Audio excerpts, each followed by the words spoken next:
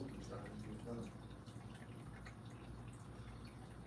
And these are kids my age. These were, these were my brothers my brothers that were screaming and the chest wounds would make up. Every time the heartbeats, his chest is sucking blood, pushing out again. Were you, like, how many guys have you, how many soldiers that were injured would you load onto the plane when you took this earth? Hundreds, I would say, and body bags. We had a home the body bags out too. That's what was for me the hardest job, because they were inside these body bags, and you knew that there was some body in there. We had a home body bags out of the shelters at the COVID center in New York. The National Guard funded it. We had to go to the shelters with U-Haul trucks, body bags out. And I had all these flashbacks from that other part of it, because there's a person in there. You had to drive them from Brooklyn all the way to Rikers Island, load them into these refrigerator trucks. Right? There's nobody playing them. They were homeless people. And it's the same weight. You'll never, ever forget the weight of someone in bad. I wrote a whole essay called Body Bag about my life, because I became a human body bag, if you will, on the way home. I'm in the plane, and This is after you know. no, this is, we're on the street side on the third, when I got my orders to go home on the fifth of that, and I'm on the plane, jammed against the window, and I look down the hall, the aisle, and all of these dead Vietnamese children start marching down the hall, the aisle, and jump into me. Right? They jumped, their souls, I was hallucinating or something, and they came inside of me. Right? And I let them, as a Catholic, I thought that this was going to be my job now, to carry these souls, these dead souls, around for the rest of their days. Because at that point, after the public army and over and found, it became just so senseless. Just the slaughter was really all that was being done. Just slaughter on both sides. Just slaughter. Crucifixions, carpet bombing was a word invented by the Kissinger White House, if you will. Just carpet bombing. Yo, what's up, guys? What's up? What is up, guys? I'm just doing some research and stuff like that right now. But yeah, what are you guys up to? Right now, I'm just doing some research on a product I want to buy. At the time when you were, did you ever do local people on the plane? Or was it also, like Vietnamese or her?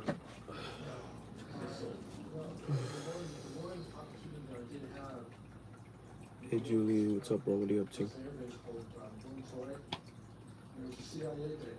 Hold on, let me put these headphones on real quick. Like,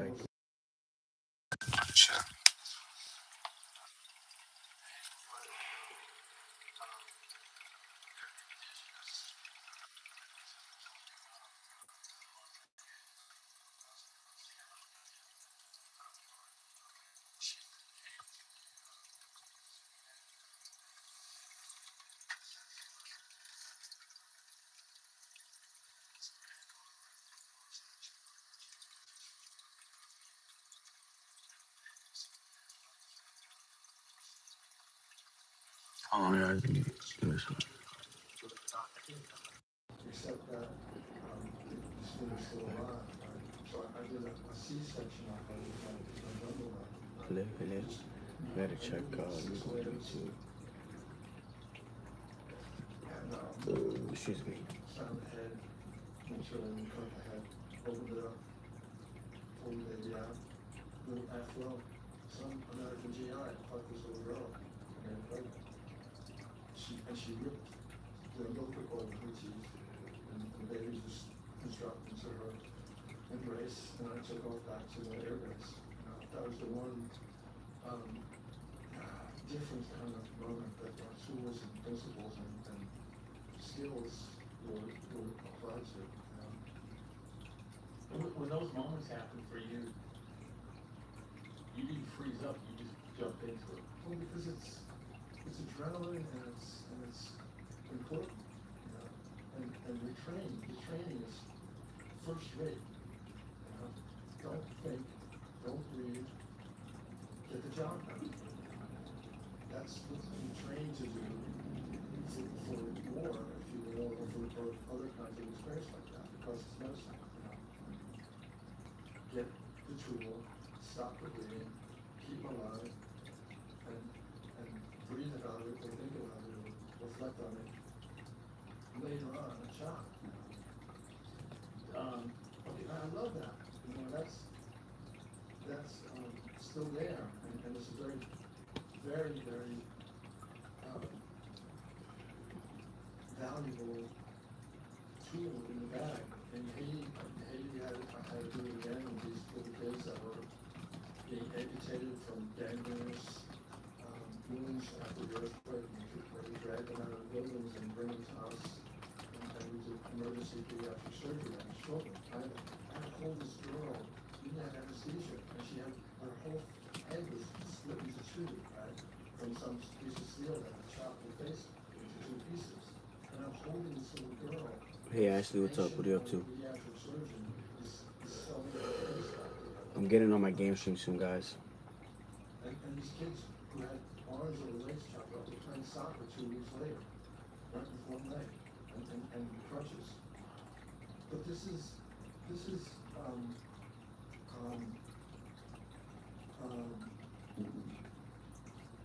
Lacy prime rib, toasted twice and extra milk.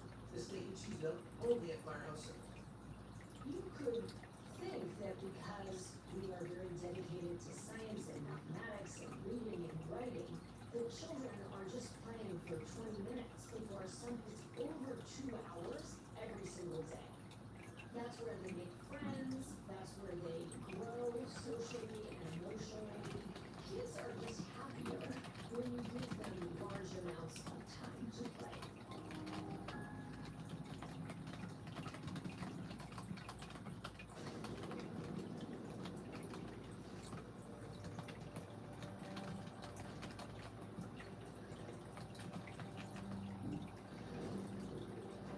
Free yourself from prying eyes. Ask privately with Duck.ai. Visit Duck.ai to chat privately with ChatGPT, Claude, and other AIs for free. All in one place. Duck.ai is a Duck.ai. What's up, FS? Nah. What's up, world? What are you up for to? me, the twisted circumstances around the girl brought all of this as an opportunity to do something with my life, if you will, that still resonates. If there's something like that, an earthquake or Yugoslavia, Kosovo, Ground Zero, opportunities to not just stand around and talk shit, but do something about it. Back up just a little bit. How long did you serve then in Vietnam? How long were you there? Yo. I was overseas a year and a half.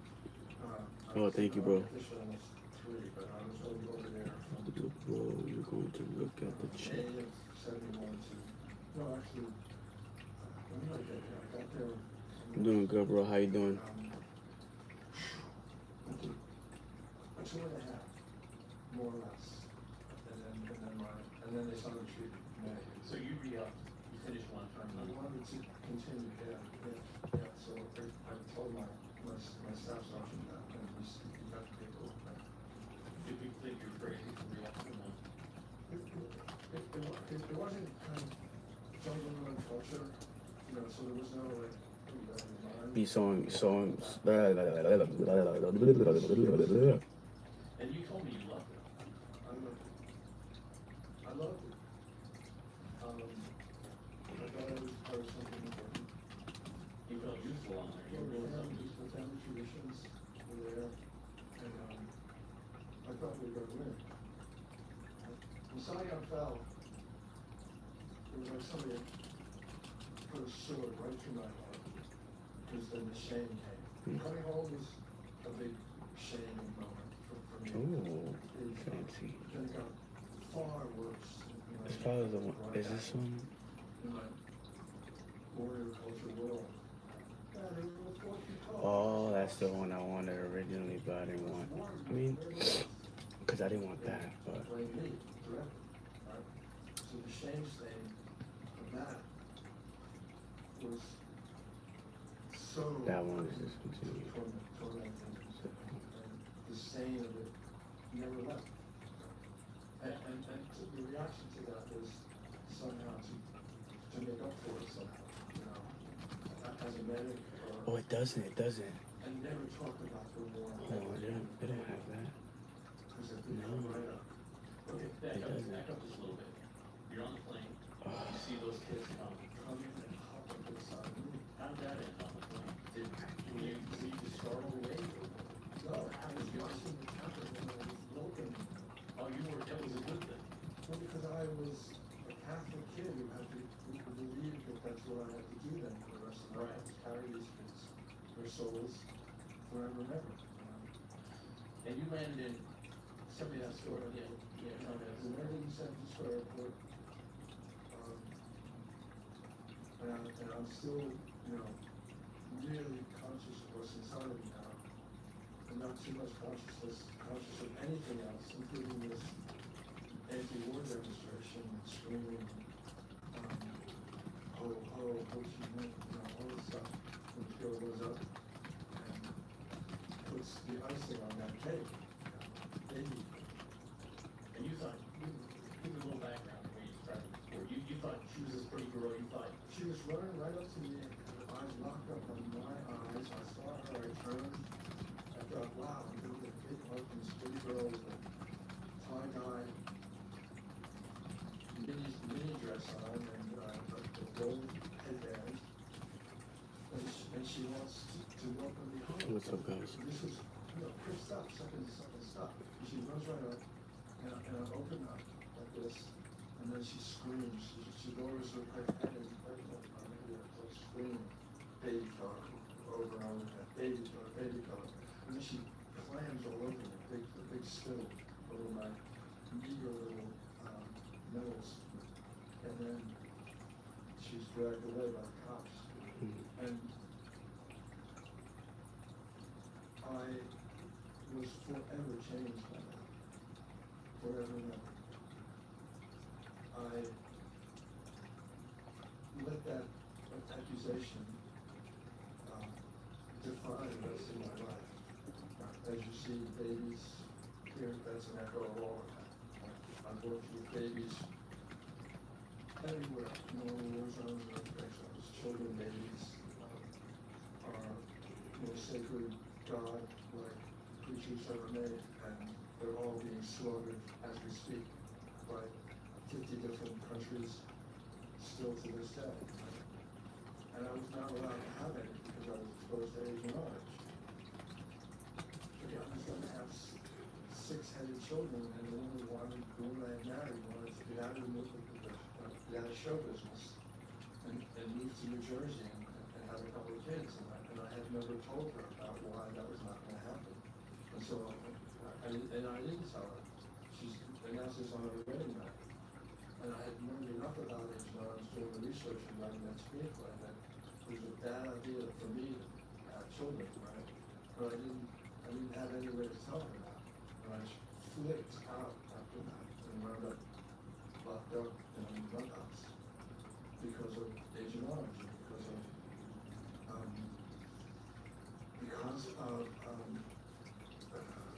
that draft. you landed in San Francisco, where'd you live after that? We got on those transports and they drove us, we put on the air terminal, which is across the bay, which is a military installation where you get your discharge, get your $600, get your papers, the DD-214, and you get to throw and tear your uniform off and rip it into pieces and throw it in this big wooden box. And the guy next to me is unloading about 3 automatic weapons, and then 4 and 2 M16s out of his duffel bag. And I'm like, wow, where are you going? He said, fuck you, like the guy I'm going back to Chicago. Fuck you. And that was local hell too, you know. brought it into the box, and, if you want the narrative of coming home, as it got crazier and more weird, and I got my money, got my papers, and walked out to the edge of Oklahoma Air Tunnel. Imagined the line. I jumped over the line, and I was home, quote unquote. Started hitchhiking down Highway 1, which is the coast highway, on my way to Arizona to visit my older brother who had ducked to death and broke my father's heart. And I stepped into his role as a soldier. And he has been set up by the Westies, the Irish Mafia, as a drug dealer, and he had a big ranch out in Arizona. So I got to go see him first. But this guy took me up in a pickup truck, right? And he started asking me all these weird questions, like, did you really cut off their ears and make necklaces out of them? Did you really do that kind of stuff? And he was like really creepy stuff, right? And he said, yeah, you can come to my family farm for the night. Oh, you just stay over there, right? And I'm like, no. I got out of the pickup truck, and I made camp right on my cliff overlooking the Pacific Ocean. Base camp on my own. This is your first night home. First night home. And the next morning, right, I saw this newspaper with his face on the front page, right? What's up, guys? He had cooked and eaten his grandmother and his mother. What's up, bro? I'm not a female. He was the first serial killer. They identified his stuff, you know. That was him. And I kept hitchhiking all the way to my brother's ranch, right?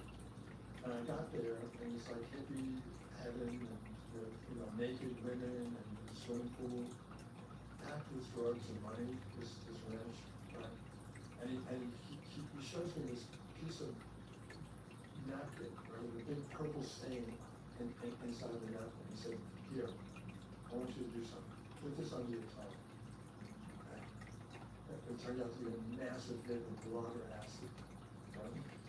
And I put it under my tongue, and it started. And it was right near this place called Mount Leonard, which is a big mountain in the desert of Arizona. And the trip started, and I started tripping. And they had speakers in the desert, and they started playing acid rock, which was a genre. Yeah. And it made it even more intense, right? And the mountain started like vibrating, and it turned into that baby that had cut out of this little girl's stomach, right? The baby and I were breathing back and forth. And I didn't know what to do or say about it. This was an acid trip, right? And then I wanted it to stop. And the more you attempt to make it stop, the darker it becomes, right? And then my brother just let me wander off into the desert. And I'm having sunstroke and bleeding and blisters, and I'm screaming, and it became a napalm struck at the end of this thing. And it was a nightmare that I finally came out of, surrounded by sheepdogs. And this farmer had a sheep ranch. And these dogs were barking and screaming at me, and I'm barking back at these sheepdogs, right? Coming out of an acid trip. This is the third day of my welcome home, right? This was, and it hasn't gotten any less surreal or crazy since then, right? And this is 1973, what's that? 52 years ago, 53 years ago. It has not stopped being crazy, right? Especially after Saigon fell. And I'm in the Peace Corps back there in the mountains. Where are you at this point? You're back where? You're back Back where? in Southeast Asia, I was in Thailand in the Peace Corps when Saigon fell. And that's 75? Yeah, I got into the back door of Notre Dame through a monastery. I went into a monastery out in Indiana because I was just so shaken and could not talk about Nam, did not want to stay that way for a long time. Right? So you just kept that to yourself, you didn't let anybody know? No. And that's what I'm still keeping secret about. And from that to Southeast Asia, believing that I could make amends for what had been done to those people through the Peace Corps. It wasn't a war corps anymore, it was a Peace Corps, malaria control. And it got more and more surreal and movie-like after that. I didn't even start drinking until I was in my late 20s after Saigon fell and a bunch of heartbreak. And that girl, she wasn't there. And I picked up my first mind and mood altering substance, which was a Kent Long cigarette. And I smoked it like you're supposed to smoke a joint. I went numb, right? I went called cardiopulmonary infarction, where your whole body shuts down and go numb. And I didn't have to feel anything after that. I went back to her house, like, you said you had, she smoked a cigarette. I thought it, I looked like James Dean or something, and she, what we got, right? She said, I told you, you were gone too long, Patrick. You want my boyfriend to tell you the same thing? I'll call it, somebody's in there, some guy. And I stumbled away, smoking the second one I bumped off this later, and developed this elaborate repertoire of painkillers, which led to, booze and beer and Ireland and Belfast and we were there and drinking more and more until I almost died from it. The breakdown of alcoholism and barricaded into a room in Times Square, having escaped from Leonitrous, which is a veteran psychiatric hospital, and was there for a year, more than a year. And they told me, How old were you when you went there? I was 38, 37. Oh, so old. Yeah. And I was put away, and they said, you're lucky we have him, because this guy's never getting out of here. He is fried. About you. Well, they didn't even know what they hadn't given it a name at that point. Personal stress disorder. They just brought in big pharma to try to experiment on us as wild animals, traumatized, quote unquote. We're just trying to pour these chemicals in drug water. They invented Xanax on us on that unit. And I escaped from there. Because I knew this. Oh, what's that story? That sounds interesting. Well, this art therapist, art and crayons and paper and stuff like that, you're gonna make funny hats now, And she put a piece of paper in front of me and some charcoal, and I did a portrait that I had there, back there, and of myself, and she's looking at me, right? And she said, you did that? Because I had taught myself more completely how to draw using Van Gogh's drawings in a coffee table book that I found inside the monastery, and I started drawing obsessively for some good reason. There was a grotto with 12 stations of the cross at the monastery, and I would draw the crucifixion over and over and over again with Van Gogh teaching me through his drawings. And I developed that, or revisited that skill that I had as a kid, as a way somehow to tell everybody what's going on without having to discuss it so much, to show it, I became obsessed with crucifixion. Good Friday is my favorite holiday. It was last Friday, because they crucified this guy for being dangerous and preaching the Sermon on the Mount, the gospel of love, right? It's the most dangerous set of ideas ever dreamed up by humans, right? And it's the opposite of these scumbags, the devils of DC, right? Kill them all. Kill them all. In the name of Christ. The speech at the communion service 2 weeks ago. Christ, in the name of Jesus, kill them all. It's a holy war. And they made it real clear about that. Right? How long were you peaceful over there? It was supposed to be like 2 years. It's a 2-year. Oh, you sign up? Is that what it is? Yeah, 2 years. Yeah. I was there, and after Saigon fell, the revolutionary moments started hitting these other governments. The government of Thailand was overthrown and replaced by a communist military dictatorship. And it threw us out. It threw the Americans out. Cambodia happened also. What was his name? Pol Pot. Yeah, that happened right there too when I was there. But all of these upheavals and chaos was still Southeast Asia. You know, there was no magic wand. You know, there was boat people, hundreds and hundreds of Vietnamese people that were going to be executed by the North. They were caught, you know, because they had betrayed, you know, soldiers or servants of the imperials. Yeah. Yeah. Did you, you said you went to do that, you volunteered because you wanted to make amends a little bit, right, in your life? Sure. Did you feel some sense of that while you were doing it over there? That brought some of that to you? I'll tell you another story about that. Katrina, Rita, swam into the Gulf Coast, and eventually we heard about a Vietnamese fishing community just east of New Orleans. And they had built out their refugeeism into a very vibrant and thriving boat-based fishing world, fishing industry, right? And they lived there. Thousands of them became Americans, and they had fishing boats and shrimpers and all this other stuff. And it was slaughtered and slammed by the tsunamis. We heard about it.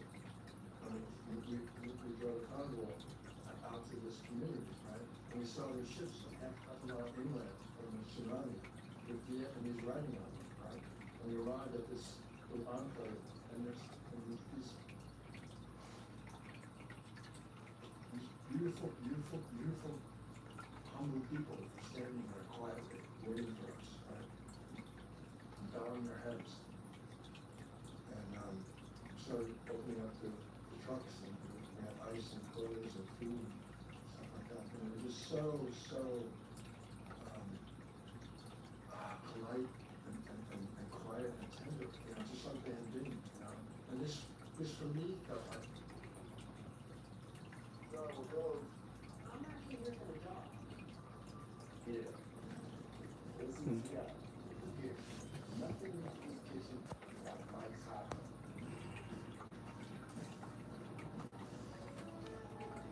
This too?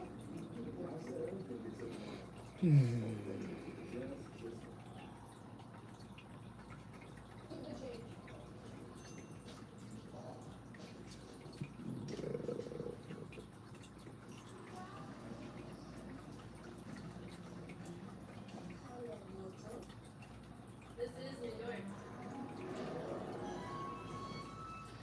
Yeah, what's up with this internet?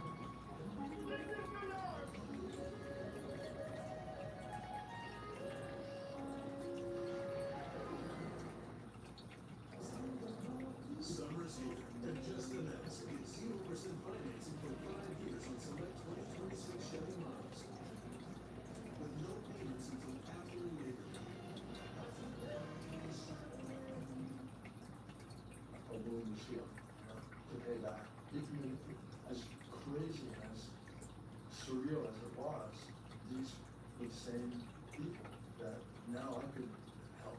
You know, unlike the case. I might go with this shit. Occasion Riviera was erased by the surrounding backlash, and every single Let's home see. in the Occasion Riviera was sucked up into the Atlantic. Let's see this Into the one. Gulf. And these people who identify themselves as from somewhere on the planet, right? As soon as they saw the trucks, they just ripped the doors open and went in and took everything out of the trucks instead of just being nice and polite like the Vietnamese occasions. But they did give us a big black pot dinner, which you don't ask them what's in there, you just eat it. And there were fucking alligators and bodies and Damn. animals hanging off. That's all the not bad, trees. is They that? weren't buried. They put you in above ground, you know, concrete or stone Yeah. facilities, you know, and the tsunamis tore all that to pieces. And there wasn't a house left for about a mile, just the foundations. And these were the Cajuns. Yeah, that's a little too like obvious. I think. Vietnamese for me resonated deeply, you know. Because it was just an opportunity to and I didn't even, you know, I'm not really conscious of any of that stuff while we're doing it, you know, but it felt like that, you know, like something full circle. So from the time you got home, you were kind of on a mission to kind of, what did you say? To get the fucking license plate number of the tractor trailer truck that ran me over called Vietnam. Did you ever get it? Yeah. At some really deep gut level, when I got off that plane, when I got to New York, I realized that my enemy was in Washington. Okay, back up a little bit. You're in Phoenix. You just came to from the, or, Arizona. And then you ended up in New York after that? To Home, people, Yeah. out of home. And, something told me that we had been betrayed in the worst way possible. And I was And not, you hadn't thought of it up to that point? no, I was not political, if you will. Yeah. I was not conscious, if you will, Yeah. at all. And I started to study the history of what put us there. And it hasn't stopped since then. And it rises higher and higher up into the highest echelons of this system over and over. Hmm. On a personal level, did you start? I don't know what you mean by editing. Art then? When did you start the art? Alright. When you was, how old were you? I came out of study, and I came back from the Peace Corps, heartbroken because we were thrown out, and we got to Indiana. Had you already broken up with your girlfriend at this point? She broke up with me. Yeah. Yep. That That happened right when you got back to New York. almost, yeah. I went back to Indiana because I had no place else to go, and I didn't know any place else to go. I had a couple of friends that had also left the military, and I went back to see one of them, and he told me about a movie that was playing up the road about New York, and it's called Taxi Driver. And I went to see the movie, and it was transformed by what I saw. I don't understand. It was I really don't know what it you're was talking not about. valid, right? And the same exact discharge date, when the guy asked him, so when did you get back?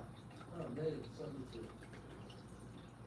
And this movie just entered into me. Dragon Ball Z. Not just the story about Travis Bickle, The one I have behind me. Or like Pokemon, something Joe Pokemon. Foster, but as a medium, right? Yeah. I wanna just watch them. Somebody told me the other day that somebody told me the other day, they were like, if you were a Pokemon, you would be Mewtwo. They told me that. That's pretty dope. So Mewtwo for sure.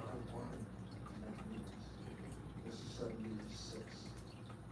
I wanted to make it's like that when I just really became obsessed with that medium as a way for me to give voice to everything, to my family survivors, to war, to the business of war, to drugs and drug dealing and all of the things Wait. that this country has Is this twisted and morphed into as It's okay, I want that. But you know, the world's life-saving energy from the Declaration of Independence and the Constitution, and then had become this thing throughout all of that, and twisted my knickers into coming home and twisted me into this madman, this feral, lost brother, not dead and not alive, some weird form, you know, and this medium just grounded me into a reason to stick around, and a reason to learn more about cinema, you know. Cinema is the assemblage of all other mediums, right? And you can do so much with it, right? Especially to identify the white hats and the black hats with cinema, and still is. So you think, So writing screenplays, I wrote the movie about Leonitrous, I wrote a movie about Felix, I wrote a movie about, my own people, the Irish people, and then moved to Belfast. how old were you when you moved to Belfast? This was 1979. Now, at this point, alcohol is a big thing? Not yet. That was later. Ireland. Okay. It's a bad place to start drinking. Okay, how old were you when you were there? There. I went there to write a movie about the troubles, about what was going on there, and the hunger strikes and the Brits and the parties and the tags, as they're called, and all this stuff is going on in a violent, riotous way, right? Still, in the six counties, the troubles was a bloodbath of fire bombings and bombs and hunger strikes, and I wrote this movie. You were in the thick of that. You saw that. I was in the thick of it. At first, just simply writing a story based on Romeo and Juliet, based on my own experience in heartbreak, about a Catholic boy in Protestant girl, and it's surrounded by all of this dynamic of faded and tragic and doomed violence that surrounds them, but makes them even more above, falling, more drunk on each other. And we looked at film, the woman I went with took it back to New York, I stayed, and then started drinking more, and then I was recruited into the struggle by a guerrilla organization that asked me to work with them, which I did, because I wanted to be on the right side of history in some guerrilla Irish militarized way. What did they want you to do?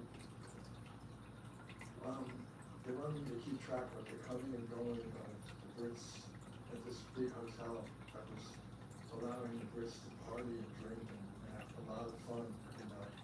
And they kept warning the owner of this hotel to stop doing that.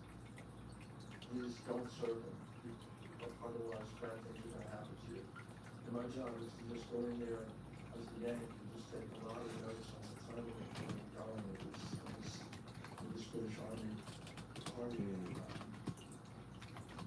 And eventually got blown up into tiny little toothpicks after the morning. And that's what I had to do. And I don't know how that's going to play on the podcast. But I won't go any further about this. Go, cool. Became an infamous and very famous bloodbath. And then came home and really settled into film production and alcohol and eventually drugs, and then near death. And came out of that in 1990. What made you change? What made you say, oh, I gotta do something to stop this? What made you stop? What made you give up alcohol? What was the changing agent? Brian?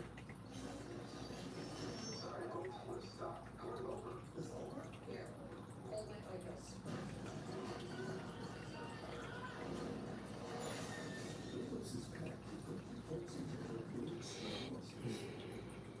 Harbor Freight Tools are working hard in Nico's one-man shop in Illinois. He demands affordable tools that don't quit because he never quits. Harbor Freight, built for tools. Coming soon, get a free 5-gallon bucket and spend $29.99 in store. Brian was in the room when this woman showed up at this hotel, this cheap hotel in Times Square, and talked me out of the room. I was going to go out the window in a snowstorm, drinking around the clock. Just a mess inside of this little pension, with this hallucination on the back of a chair telling me how you lost the war, you fucked up your life, you fucked up your dreams, you didn't play for the Yankees, now you're going to go out like that. And Sean Garlic coaching me on how to do it. You're down that long hallway there, you take off all your clothes and you run back and fly through the window. Say how to do it. A swan dive, how to when you look down, Dave, make sure the green lights are all lined up. Because that's where that way that with the cars, the traffic doesn't kill you. The fall of the impact doesn't get you in traffic. Like, do it. You fucked up everything. Do it. And this woman was sent to my room by someone who knew, someone had made his last name, RQLC, and held phone calls. And this guy sent this woman who was in the rooms in the head. She talked her into the room, qualified, told her story, broke down, and talked me out of that room, took me to a meeting downtown. And Brian was in the room. And put me on a choke chain. And people lead me around where that happened, meetings and poured this 12-step into me. And Brian's a former Vietnam vet as well. Right? Yeah. That's just for the audience, they don't know. Doing them. Yeah. Yeah. And did every story himself, you know? Yeah. But saw this other guy and really took it seriously, you know, and it will help him. And somebody that had graduated from high school, I hadn't seen him 25 years, and he's sitting in the same 10 years with him. And he helped me also. He gave me a job doing demolition, which I love. Like, taking all these buildings down, you know? He gave me a job doing wrecking, hollowing out all these buildings in Soho. You know, just tearing shit apart with sledgehammers. And I got paid for it. And I had to get my apartment back from when I got married. I didn't have a place to live. You know, and it started there, you know, the beginning of it. Just chaos and crazy. Would you describe it as a rebirth kind of, when your old self gone, or how would you describe that? I describe it, by telling a story about Scott Fitzgerald, who was famous in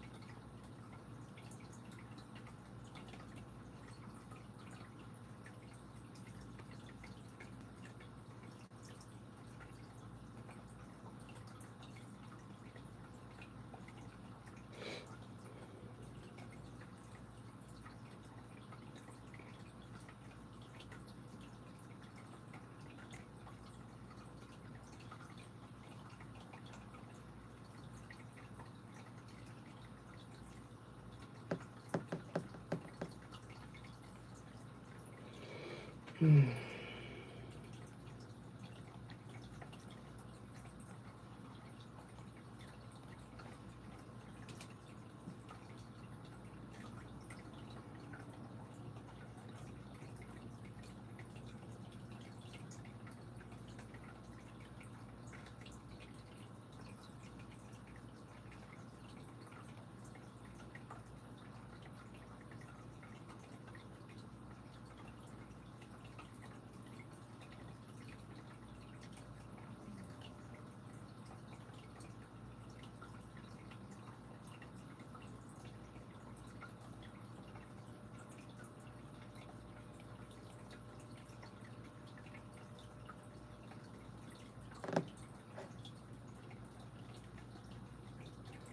would have bought this shit right here.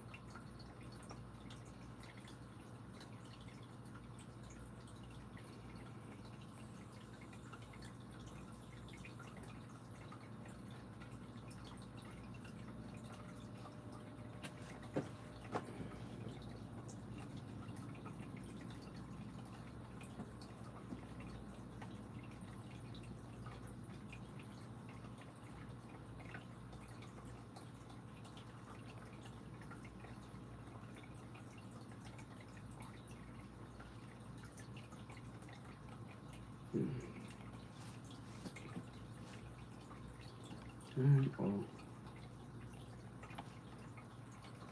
Oh.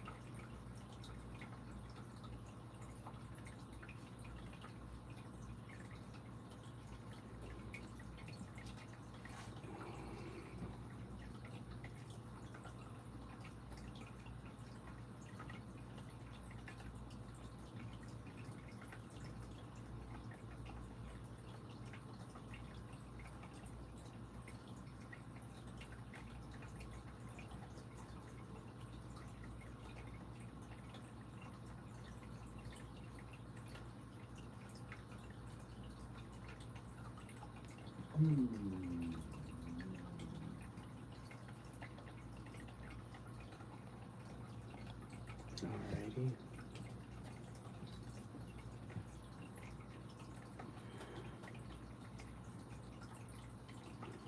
Oh, that's nice.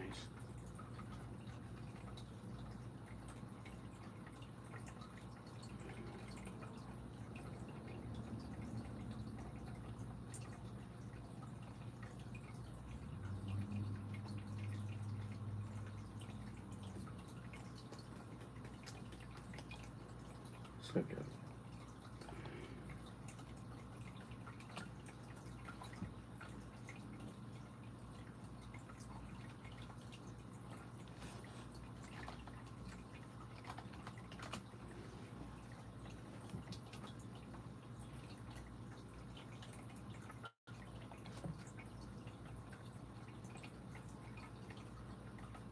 What's up, little Timmy? Oh, you could send me. My Instagram is on my YouTube description page if you guys want to send me that.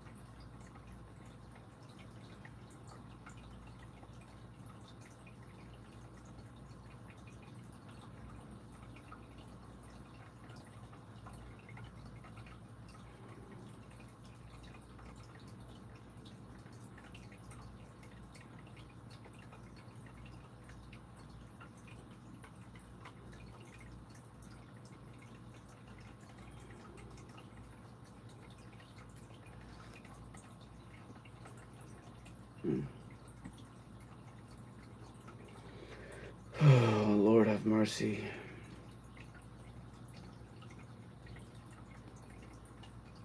Let's see what the reviews say.